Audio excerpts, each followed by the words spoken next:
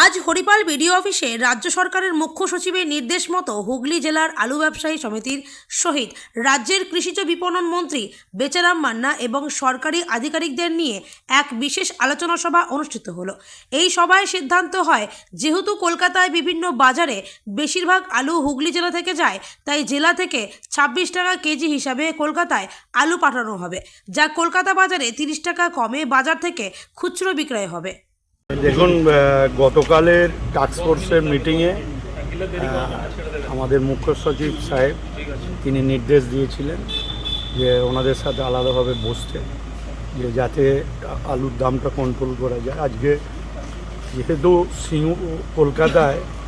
কলকাতার আলুটা বেশিরভাগই হুগলি থেকে সাপ্লাই হয়, সেই জন্য হুগলির সমস্ত মোকামের ব্যবসাদারদের নিয়ে আজকে আমরা বসেছিলাম এবং ওনারা প্রতিশ্রুতি দিয়েছেন যে পাইকারি রেটটা একদম 26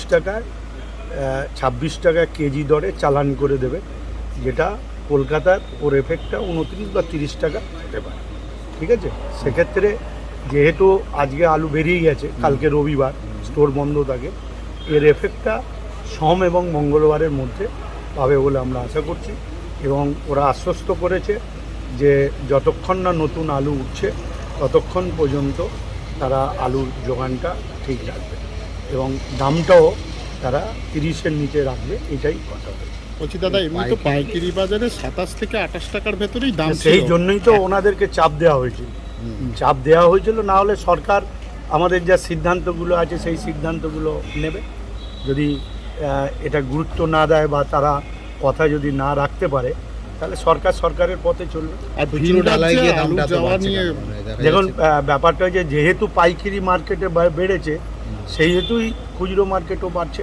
আমরা পাইকারি মার্কেটের ব্যবসায়ীদের আমরা ডেকেছিলাম, তাদের এফেক্টটা আগে পেলে যদি দেখি 26 টাকায় তারা দিচ্ছে, তাহলে আমরা খুচরো মার্কেটে সেখানে গিয়ে বলতে পারবো, সেখানে নজরদারি চালানো হবে। বাইরের রাজ্যে আলু যাওয়া নিয়ে অনেকে বলছেন নাকি যে আলু যাওয়া বন্ধ হয়েছে, কিন্তু কি বলবেন?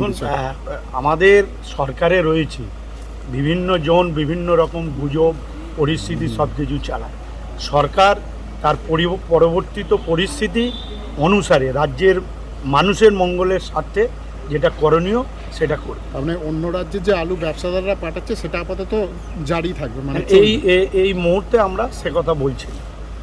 দাদা, বীজের দাম দ্বিগুণ, মানে যেখানে 2000 টাকা বীজ বীজের দামটা আমাদের কন্ট্রোলের মধ্যে নেই। আমরা যেটা করতে পারি যে আমাদের উৎপাদিত বীজ পর্যাপ্ত কৃষকদের মধ্যে সাপ্লাই দিতে পারি। এখন পাঞ্জাব থেকে বীজ নিয়ে এসে কিছু অসাধু ব্যবসায়ীরা তারা কালোবাজারি করছে, সে ব্যাপারেও আমরা নজরে রাখছি, জেনে রাখবেন। কিন্তু আমরা এটাও চেষ্টা করছি যাতে কৃষক রাজ্য সরকারের কৃষি দপ্তরের উৎপাদিত বীজকে বেশি করে ব্যবহার করে। অন্যদিকে সারের কালোবাজারি হচ্ছে বলে অভিযোগ। না, সারের কালোবাজারি কোথাও হচ্ছে না। যারা অভিযোগ পায় তাদের লাইসেন্স পর্যন্ত বাতিল করার সিদ্ধান্ত কৃষি দপ্তর নিয়ে রেখেছে এবং ইতিমধ্যেই 1-2 জন অভিযোগ জানিয়েছিল, তাদের বিরুদ্ধেই কড়া ব্যবস্থা নেওয়া হয়েছে। এবং আপনাদের মাধ্যম দিয়ে পাবলিককে অনুরোধ করব, কোথাও যদি এইরকম অভিযোগ থাকে সরাসরি আমাদের কৃষি দপ্তরের ব্লক আধিকারিক, জেলা আধিকারিক, এমনকি রাজ্য আধিকারিকদের কাছে বা আমাদের কাছেও টেলিফোনে জানালে আমরা তুরন্ত ব্যবস্থা নিশ্চিতভাবে।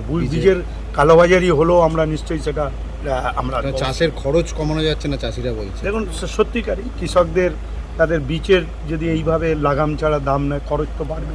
রাজ্যে যে বীজ উৎপাদন হয়, সেই বীজ যে উৎপাদন হচ্ছে বা হওয়ার কথা ছিল, সেটা কি পর্যাপ্ত বা এখনো কি সেইভাবে বীজ উৎপাদন? দেখুন, আমরা যেভাবে এবারে টিস্যু কালচারের আলু বীজ আমরা তৈরি করছি, তাতে মানুষ যদি অনুপ্রাণিত হয়, তাহলে আমাদের আগামী 1-2 বছরের মধ্যে আমরা স্বাবলম্বী হতে পারব। সুফল বাংলায় কত দামে আলু পাওয়া যাবে সেটা? দেখুন, সুফল বাংলায় আমরা কলকাতা মার্কেটে আমরা 28 টাকা করে আলু বিক্রি দেওয়া করা। জেলাতেও কি একই দর? হ্যাঁ, জেলাতেও একই দর।